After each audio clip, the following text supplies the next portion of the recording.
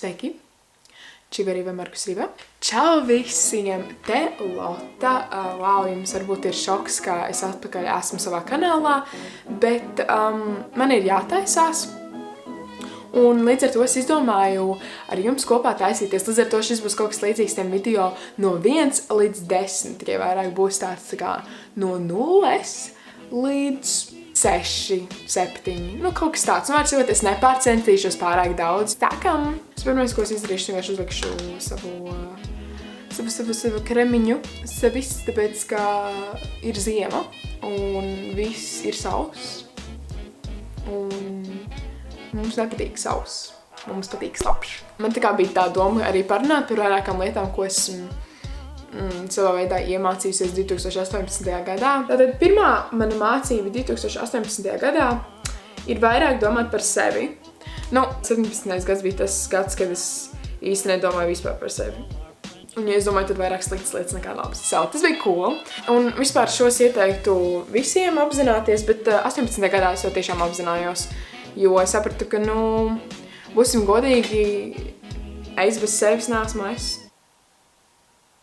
Kas man tālāk jādara? Rakstiet apakšā lūdzu savas mācības, ko jūs iemācījāties 2018. gadā, jo manuprāt, ka 2018. gads bija mans gads, kad es sāku vairāk apzināties lietas un iemācīties lietas, tāpēc, ka pirms tam kaut kā nepielica.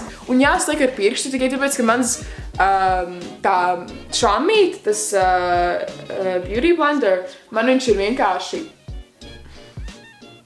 neeksistējoši bezmazliet. Līdz ar to es viņu negribu izmantot, un es viņu arī neizmantošu, jo viņš tiešām izskatās briesmīgi. Es vakar noskatījos filmu Everything, Everything.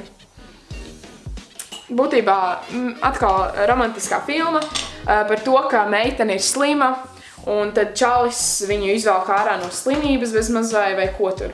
Bet šī filma, patiesībā es biju diezgan pārsteigta. Šai meitenei ir slimība.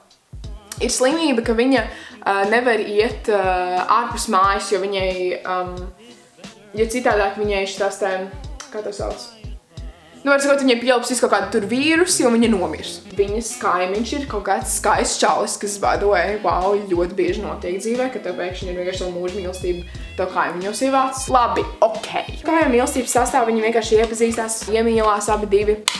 Viens otrā. Tā meitene izdomā aizbraukt uz, viņa visu laiku grib redzēt jūru, bet okeānu. Viņa grib aizbraukt tagad uz Havaju. Viņa atstāja mammai vēstuli, kā, savas bezmazliet pašnāvības vēstuli.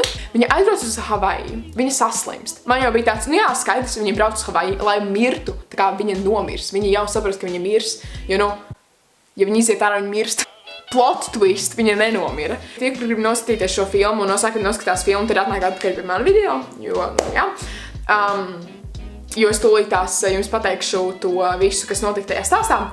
Bet viņa atbrauc mājās. Viņa ir smagi saslimusi, jo viņa tajā Havaju tur, viņa kaut kas tur notiek, un viņa aizbrauc uz slimnīcu vai ko tur, viņa aizved uz slimnīcu ātrā palīdzību. Viņa tagad nākamā sēna ir, ka viņa ir mājās, un viņa uzzina, ka viņa īstenībā nav slima ar to slimību. Vienkārši viņas mamma negribēja viņu pazaudēt, jo viņa jau zaudēja savu vīru un savu dēlu. Viņa melo savai meitei, ka viņai ir kaut kāda slimība, ka viņa nevar iziet ārā, jo viņa grib pasargāt savu meitu. Man tas likās tik ļoti... Ko?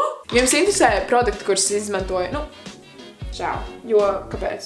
Nākamais ir neusticēties cilvēkiem. Jā, būtībā es jau šodien esmu sapratusi, vienkārši man tā 18. gadā vēl vienreiz pierādījās, ka mācība vēl viena.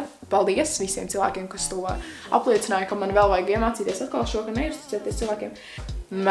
Ļoti maz cilvēku, kuriem es uzticos, tā kā tiešām ļoti maz. Wow, šis tiešām ir bēdīgi. Es uz vienas rokas varētu noskatīt, cik cilvēkiem es uzticos. Un, iespējams, šogad parādījās vēl viens cilvēks, kam es varētu uzticēties. Izrādījās, ka nē.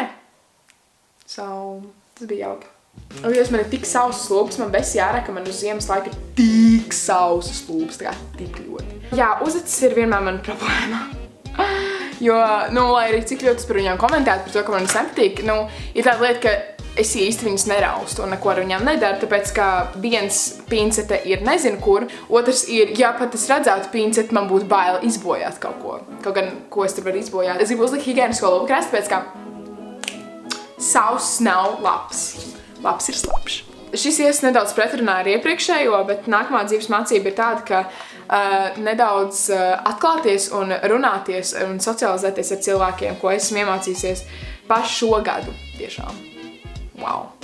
Nav tā, ka esmu bijusi ļoti kautrīga vai ko, bet man liekas, es šogad esmu nedaudz atvērusies un nedaudz vairāk tā kā riskējusi, ja tā varētu teikt, nedaudz pabīdīties, lai man būtu vieglāk šo filmu. Es varu sēdēt, ka šie komentāri būs tādi ārprāsņi, labāk vajadzēja palikt bez kosmetikas, jo viņa ar kosmetiku izstāda briesmīgi, jo viņa nemāk viņu uzkalt virsū. Bet taisnībā. Jaiks. Voila! Nākamā 2018. gada mācība ir veselība ir pirmajā vietā. Jā, vienkārši atcerieties to lūdzu. Nākamā dzīves mācība ir cilvēki nemainās, jo, godīgi sakot, cilvēki nemainās. Ir super! Wow! Ak, Dievs, te nav sausā šampūna. Nē. Es neesmu sen likus matu sastē ar nodomu, ka viņi izskatīsies labi. Ka nav, protams, perfekti, bet es cenšos. Palakošu arī šos te matiņus aizmugurē, kaut gan es viņus īsti neredzu, bet tas ir nekas. 1, 2, 3, 4, 5, 6, 7, 8. Labi, man vienkārši būs tādi pretīgi mati aizmugurē nekas. Šis nebūs ļoti ekstra, ļoti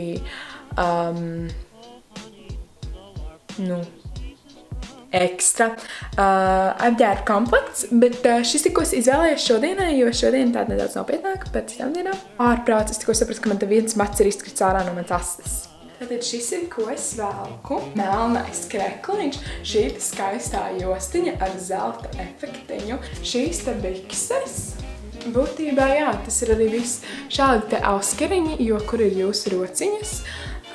Šī te rokas sprādzīte, jo man patīk rokas sprādzes. Un būtībā tas ir arī viss. Bet jā, paldies, ka noskaties šo video. Neaizmirst nospiest like, kā arī subscribe, komentēt, ka šo video jūs man aidēt. Tā! Man liekas, šī auskar pa daudz.